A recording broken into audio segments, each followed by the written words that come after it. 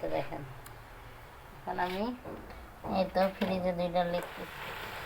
আজকে কিন্তু জামাইয়ের কথা রান্না করে আমি মহা বিপদেই পড়লাম। সো এভরিওয়ান, আসসালামু আলাইকুম। আপনারা সবাই কেমন আছেন? এখানে আমি বাদাম ভ্যানিলা করে নিচ্ছি। আর এখানে পিস চিংড়ি মাছ দিই, চিংড়ি মাছ কেটে নিই, চিংড়ি মাছ দিয়ে বাদাম ভাজি করবো। এই তো প্যানটাও বসাই দিচ্ছি।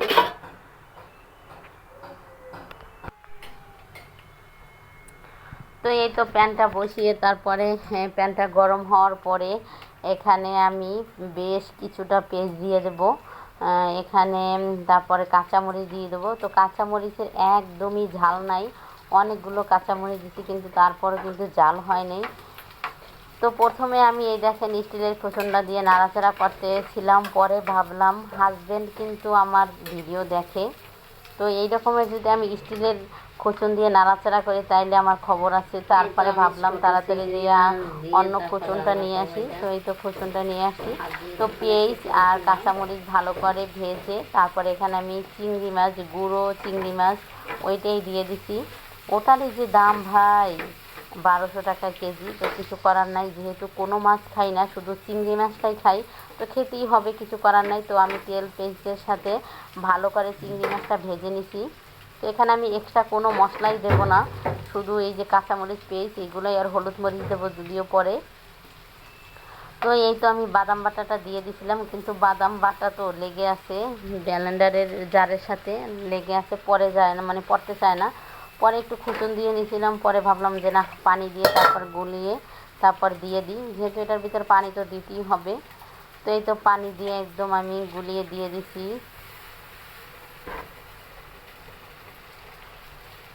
তো এই তো আমি ভালো করে এখন নাড়াচাড়া করে নেব। তো আরও মানে ব্লেন্ডারে কিছুটা ছিল, আমি আরও পানি দিয়ে তারপর দিয়ে দেবো ধুয়ে। এরপর আমি আর পানি দেব না, এইটাই শেষ পানি। তো এই তো আবারও মানে আমি প্যানটা ধুয়ে দিয়ে দিলাম। আর কিন্তু আমি কোনো পানি এখানে অ্যাড করব না।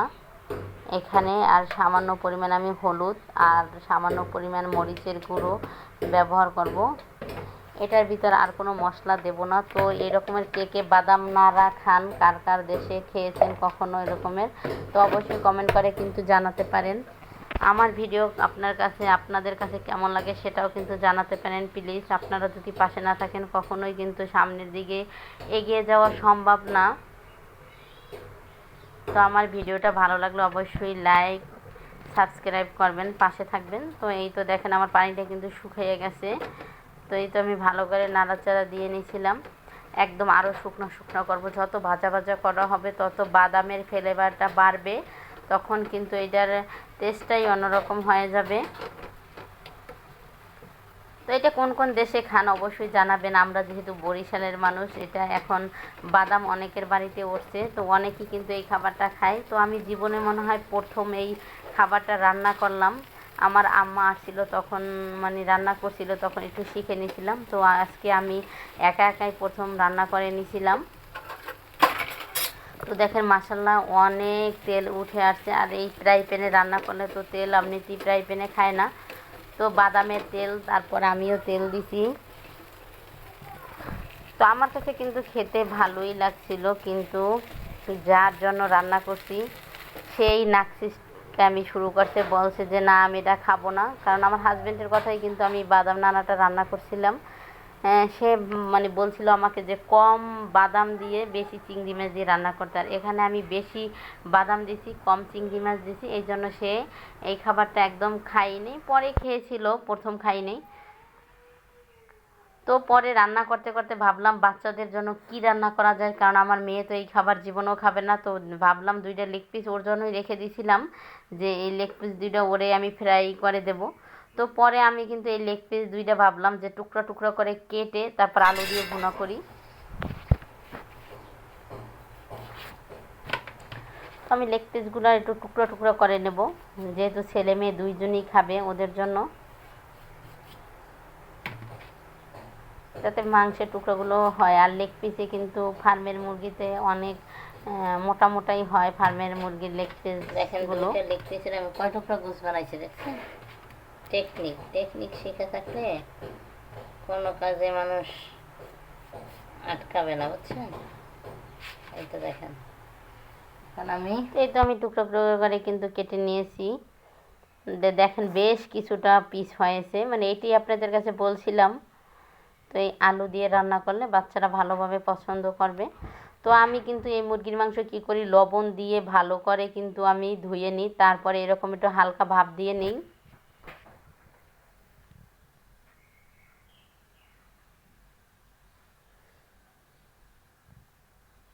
দেখেন বলক আসে নাই, তাও দেখেন কেমন ময়লাটা বের হয়েছে। একটু লেবু দিয়ে দিছিলাম, তবে আমি আর বলক উঠাবো না, কারণ তাহলে মাংসটা সেদ্ধ হয়ে যাবে। দিয়ে আমি ভালো করে, মানে আর বেশিক্ষণ হবো না, তাহলে মাংসগুলো সেদ্ধ হয়ে যাবে।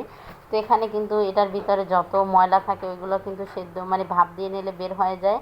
তখন কিন্তু ফার্মের মুরগি থেকে কোনো গন্ধ আসে না। এভাবে ট্রাই করে দেখতে পারেন। এরকম ভাপ দিয়ে নিলে কখনোই মুরগির মাংসের একটা এক্সট্রা গন্ধ থাকে, ওই গন্ধটা থাকে না। তো আজকে ভিন্ন রকম করে তাড়াতাড়ি রান্না করব। রান্না শেষ, ঘর মোছা শেষ, তারপর মনে পড়লো যে না, মেয়ের জন্য একটু চিকেন রান্না করি, না হয় এই খাবারটা খাবে না। আমি কি বাচ্চারা খাবার খেতে চায় না। তো এখানে আমি পেঁয়াজ, তারপরে এলাচ, দারচিনি দিয়ে তো আমি পেস্টটা একটু ভালো করে ব্রাউন কালার করে ভেজে নিচ্ছি। এখানে আমি আদা রসুন এখন দিয়ে দেবো। তো যেহেতু কম মুরগির মাংস, এই জন্য কমই আদা রসুন দিচ্ছি। তো আদা রসুন দিয়ে আমি একটু ভালো করে করে নিচ্ছি। তো কার কার বাচ্চারা এই রকমের অন্য খাবার খেতে চায় না, অবশ্যই কমেন্ট করে জানাবেন। আমার মেয়ে তো অন্য কোনো সবজি রান্না করলে খেতেই চায় না, শুধু চিকেন রান্না করলে, মানে গোশ জাতীয় যে কোনো খাবার রান্না করলেই তার কাছে খুবই ভালো লাগে। তো এই তো আমি কিন্তু আদা রসুন দিয়ে মুরগির মাংসটা দিয়ে ভেজে নিচ্ছি, যেহেতু মুরগির মাংসটা ভাজি নাই।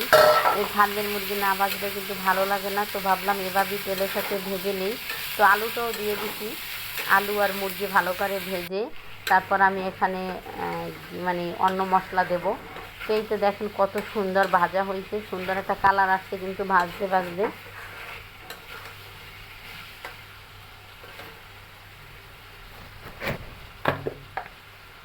তো এখন আমি এখানে মরিচের গুঁড়ো দিয়ে দেবো। একটু মরিচের গুঁড়োয় ঝাল নেই কেন জানি, ঢাকা মানে শহর লেভেলে যারা থাকে তাদের কিন্তু এরকমের হয়, নিজের হাতে মরিচ ভাঙালে কিন্তু এরকমের হয় না, সুন্দর ঝালও হয়। তো এখানে হলুদের গুঁড়ো, মরিচের গুঁড়ো, তারপরে আমি এখানে ধনে গুঁড়ো দিয়ে দেবো, দিয়ে তারপর সুন্দর করে কষিয়ে নেব। তো এই তো ধনিয়ার গুঁড়ো দিয়ে দিছি। আজকে একটু অন্যরকমভাবে রান্না করার ট্রাই করছি, কিন্তু খেতে অনেক মজা হয়েছে। আমি ভাবছি মজা হবে না, তো আমার হাজব্যান্ড কিন্তু তার জন্য যেটা রান্না করছি সেটা পছন্দ করে নাই, এইটার ঝোল দিয়ে। আর কালকে কিছু শাক ছিল, মানে ওই তরকারি দিয়ে খেয়েছে। কিন্তু আমার কাছে বাদাম ভাজাটা ভালোই লাগছে, আমি ওইটা দিয়ে খেয়েছি। পরে আমার একা একাই কিন্তু এই খাবারটা খাওয়া লাগছে, আমার হাজব্যান্ডের জন্য রান্না করে, কিন্তু আমারই একা একা খেতে হয়েছে, কী আর করার। বাসায় যেহেতু আমরা 4টা মানুষ, ছেলে মেয়ে ছোট, তো জামাই বউ, তাই জামাই যদি না খায় তখন কিন্তু আমারই খেতে হয়, কিছু করার নেই। হ্যাঁ ভাইয়া। এই তো মুরগির মাংসটা একটু পানি দিয়ে ভালো করে কষিয়ে নেব। তো যত কিন্তু তরকারি কষানো হয় ততই কিন্তু মজার হয়। মুরগির মাংসটা দিয়ে আপনি যত কষাবেন একটু বেশি করে ঝোল দিয়ে, ততই কিন্তু মুরগির মাংসের স্বাদটা দ্বিগুণ বেড়ে যাবে। তো দেখেন কষানোর সাথে কিন্তু মুরগির মাংসের কালারটা অসাধারণ আসছে। তো আমি কিন্তু বেশ সময় নিয়েই আমি কষিয়ে নিচ্ছি, ভালো করে নেড়ে চেড়ে। তো আমার রান্নার ভিডিওগুলো আপনাদের কাছে কেমন লাগে অবশ্যই জানাবেন, ভালো লাগলে অবশ্যই লাইক কমেন্ট করবেন প্লিজ। দেখেন দেখেই মনে হচ্ছে এখনই খেয়ে ফেলি। তো এখানে আমার কষানো শেষ হয়ে গেছে, তারপরে আমি ঝোলের পানি অ্যাড করে দিছি। কালারটা কিন্তু সত্যি অসাধারণ আসছে না, দেখেই মনে হচ্ছে যে খেয়ে ফেলি।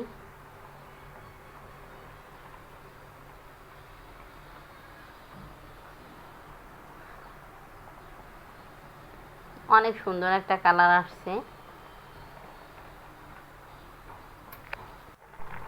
তো আমি এই পর্যায়ে কিন্তু মুরগির মাংসটা উঠিয়ে নেব। তো আপনারা যদি তো আমি কিন্তু ভুনা করব না, যেহেতু আমার বাসায় যে কোনো মাংস রান্না করুন, যে কোনো তরকারি হোক, ঝোল না হলে হয় না। ভাজি করলে ডাল লাগবে, আর মাংস রান্না করলে ঝোল লাগবে, কিছু করার নেই। যারা ভুনা খেতে পছন্দ করেন এই পর্যায়ে কিন্তু আপনারা উঠাই নিতে পারেন। তো আমি কিন্তু এখন উঠিয়ে নেব। দেখেন কিন্তু বেশ কিছুটা ঝোল, কিছু করার নাই। আমার বাচ্চারাও ঝোল খেতে পছন্দ করে, হাজবেন্ড সবাই ঝোল খেতে অনেক পছন্দ করে। তো এই তো দেখেন বাদাম নাড়াটা দিয়ে আমি নিয়ে নিচ্ছি, আর যেহেতু আমার হাজবেন্ড খাবে না তো আমারই খেতে হবে।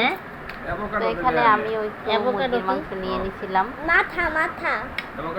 তো এই তো শাক ভাজি ছিল, তারপরে বাদাম নাড়া আর মুরগির মাংস, তো আমার ভিডিওটা কার কাছে কেমন লাগছে অবশ্যই কমেন্ট করে জানাবেন। ভালো লাগলে লাইক কমেন্ট শেয়ার করে পাশে থাকবেন প্লিজ। সব সময় আপনারা আমার কাছে কেমন ভিডিও দেখতে চান তো কমেন্ট করে জানাতে পারেন। ওরা খাইয়েছে।